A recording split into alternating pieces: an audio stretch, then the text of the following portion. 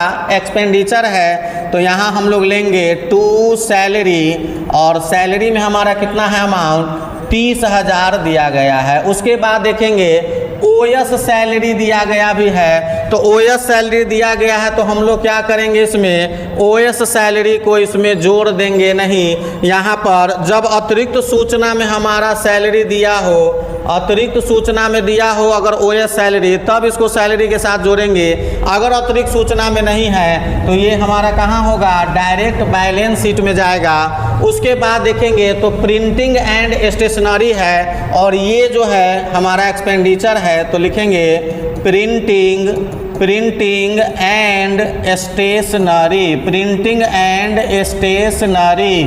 और इसमें जो अमाउंट आपका दिया गया है वो 4500 रुपया है। उसके बाद इंट्रांस फी है, और ये भी एक प्रकार का आमदनी है, तो लिखेंगे बाय इंट्रांस फीस, और ये हमारा कितना है 20,000 रुपया दिया गया है। उसके बाद भाई मेरे देखेंगे डोनेशन रिसीव्ड है, और ये भी क्या है, एक आमदनी का मद है, donation received. So hello students, कैसे आप सब लोग, उम्मीद करते अच्छे होंगे, स्वस्थ होंगे।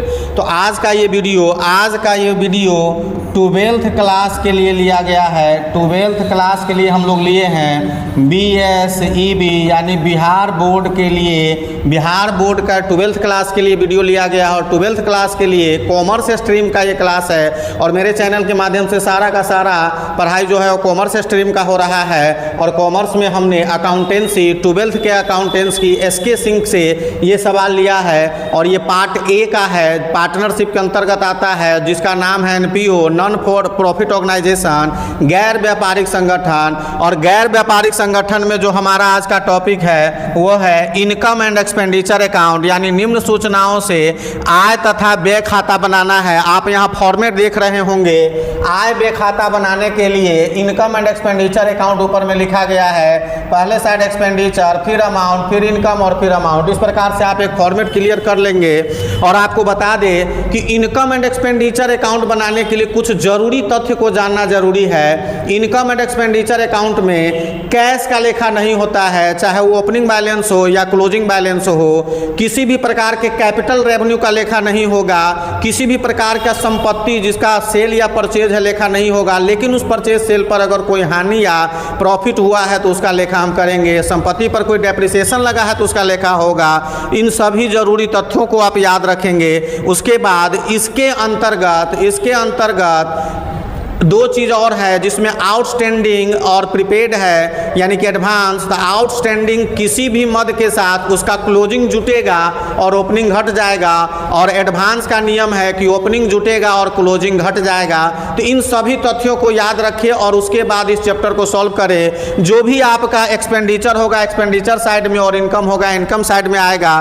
तो सबसे पहले आप यहाँ देखेंगे इनकम फ्रॉम सब्सक्रिप्शन लिखा है, मतलब यह आमदनी का मद है, और हम यहाँ लिखेंगे CR में बाय सब्सक्रिप्शन। क्या लिखेंगे, बाय सब्सक्रिप्शन, और इसमें 20,000 दिया गया है तो इस प्रकार से हम लोग 20,000 रुपया ले लेंगे।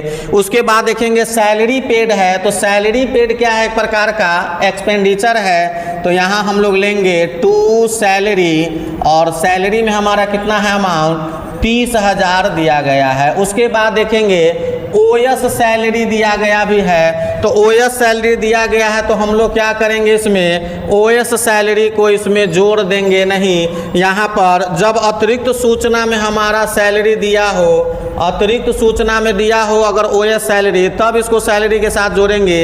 अगर अतिरिक्त सूचना में नहीं है तो ये हमारा कहाँ होगा, डायरेक्ट बैलेंस शीट में जाएगा।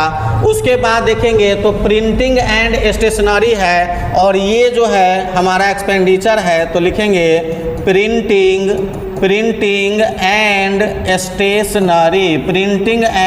स्टेशनरी। और इसमें जो अमाउंट आपका दिया गया है वो 4500 रुपया है। उसके बाद इंट्रांस फी है, और ये भी एक प्रकार का आमदनी है, तो लिखेंगे बाय इंट्रांस फीस, और ये हमारा कितना है 20,000 रुपया दिया गया है।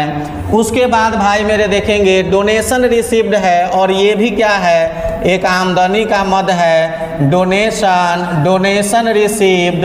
Donation received 15,600। डोनेशंस को बता दें आपको कि डोनेशन दो प्रकार के होते हैं, एक जनरल डोनेशन होता है और एक स्पेशल डोनेशन होता है। तो जनरल डोनेशन का यूज हम लोग इनकम एंड एक्सपेंडिचर में करेंगे, और स्पेशल जो डोनेशन होता है वो कैपिटल रेवेन्यू होता है और उसका हम लोग यूज बैलेंस शीट में करते हैं। ऑफिस एक्सपेंस है और ये हमारा क्या है, एक्सपेंडिचर है, तो DR साइड में आएगा और लिखेंगे ऑफिस एक्सपेंसेज, ऑफिस एक्सपेंसेज, और इसका अमाउंट जो दिया गया है ये भी 15,600 दिया गया है। ऑफिस एक्सपेंस का जो अमाउंट है वो 15,600 है, लेकिन डोनेशन रिसीव्ड जो था वो आपका 10,000 रुपया दिया गया है।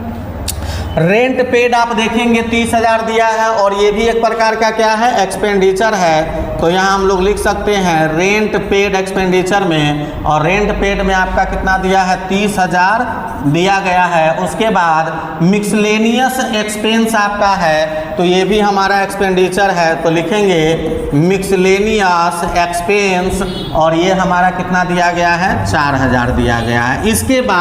इसके बाद हम लोग इसका अंतर निकालते हैं, डिफरेंस निकालते हैं। अगर DR में अंतर आया तो आधे के मतलब सरप्लस कहलाएगा, और CR में अंतर आया तो डेफिसिट यानी कि कमी कहलाएगा। तो इस प्रकार से हम लोग पहले क्या करेंगे, इसका टोटल कर लेंगे।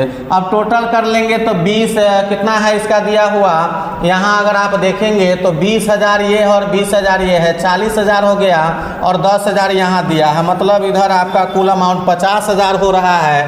लेकिन इधर देखेंगे, इधर अगर आप देखते हैं तो इधर आपका 30,000 है, और 30,000 60,000 हो गया, 4 64 1 65 30 30 60, 30 और 30 60 हो गया, 4 64 64 आ 10 74 74 आ 5 79 79 आ 4 हो गया 83 आ 6 5 11 83 1 84,100। CR में हो रहा है 84,100, लेकिन DR में कितना हो रहा है, तो DR में हो रहा है 50,000, मतलब कि 34,100 क्या हो रहा है, हमारा डेफिसिट हो रहा है। 34,100 क्या हो रहा है, डेफिसिट हो रहा है। तो लिखेंगे बाय डेफिसिट, और यहाँ कितना लिखेंगे, 34,100, और यहाँ जो हमारा अब टोटल हो जाएगा वो टोटल भाई मेरे हो जाएगा 84,100 हो जाएगा, और इधर भी लिखेंगे 84,100, और आप देख सकते हैं, और ये हमारा क्या है, इनकम एंड एक्सपेंडिचर अकाउंट बनकर तैयार हो गया। तो बहुत सारे बच्चे इनकम एंड एक्सपेंडिचर अकाउंट देकर घबरा जाते हैं, तो घबराए नहीं, इसके कुछ बेसिक रूल्स है उसको याद रखें, बेसिक रूल्स जो है उसको याद रखें, और आपका जो है इनकम एंड एक्सपेंडिचर अकाउंट बन जाएगा। और लगभग बिहार बोर्ड में आपको ये सवाल पूछ ही देता है, तो इसमें आप मोटा मोटी तौर पर क्या याद रखेंगे, फिर से दोहरा देते हैं कि इसमें सबसे पहले तो सब्सक्रिप्शन करेंट ईयर का लिया जाएगा, एडवांस और बिगनिंग ईयर का नहीं लाते, प्रीवियस ईयर का नहीं लेते हैं। कैश जो ओपनिंग या क्लोजिंग कुछ भी हो उसका लेखा नहीं होगा। संपत्ति खरीदे या बेचे उसका लेखा नहीं होगा, लेकिन संपत्तियों पर अगर कोई प्रॉफिट या लॉस हुआ है तो उसका लेखा हम करेंगे। तो किसी भी प्रकार की संपत्ति का परचेज सेल का लेखा नहीं होगा। उसके बाद आउटस्टैंड, हाँ कुछ रेवेन्यू, कैपिटल रेवेन्यू दिया है, जैसे कि लाइफ मेंबरशिप फीस है, लेजिक्स होता है, उसके बाद आपका इंडोमेंट फंड होता है, ये सब जो है आपके इसमें कैपिटल रेवेन्यू कहलाता है। स्पेशल डोनेशन है, कैपिटल रेवेन्यू कहलाता है। इस सब का लेखा हम इसमें नहीं करते हैं। आउटस्टैंडिंग अगर दिया है तो इंड वाला जोड़ देंगे, किसी भी मद के साथ, जिस मद के साथ दिया हो ओपनिंग वाला घटा देंगे, और एडवांस ओपनिंग वाला जोड़ेंगे और इंड वाला घटा देंगे। अगर ओपनिंग और क्लोजिंग नहीं दिया है तो आउटस्टैंडिंग को डायरेक्ट जोड़ देंगे और एडवांस को घटा देंगे। अगर DR में कमी आता है तो आप सरप्लस लिखेंगे, CR में कमी आता है तो डेफिसिट लिखेंगे। सरप्लस मतलब अधिक और डेफिसिट मतलब कमी होता है। कि आई होप आपको ये वीडियो पसंद आया हो, और वीडियो पसंद आया हो तो एक लाइक करके ज़रूर जाएंगे, दोस्तों में शेयर वीडियो को ज़रूर कर देंगे। और अभी मैंने स्टार्ट किया है तो हो सकता है कुछ त्रुटि हो जाता होगा, जितना मैं ऑफलाइन में बेहतर कर देता हूँ, ऑनलाइन में भी बहुत ही बेहतरीन से बेहतरीन क्लास हम लेकर आते रहेंगे। तो चैनल को सब्सक्राइब कर ले, बेल आइकन को ज़रूर दबा ले, ताकि डेली आपको एक वीडियो 11 11th के लिए और डेली एक वीडियो 12th के लिए। तो कल से अब 12 बजे से 1 बजे के बीच में 12th के लिए वीडियो अपलोड होगा और 9 बजे से 10 बजे के बीच में रात में ये जो है आपका 11th का जो लोड होते आया है, अपलोड होते आया है, वो होते रहेगा। उसमें जर्नल एंट्री चल रहा है और इसमें हम आपको NPO चैप्टर से कुछ जो ज़रूरी तथ्य हैं उसको समझाते हुए आगे बढ़ेंगे। आज के लिए इतना ही, धन्यवाद।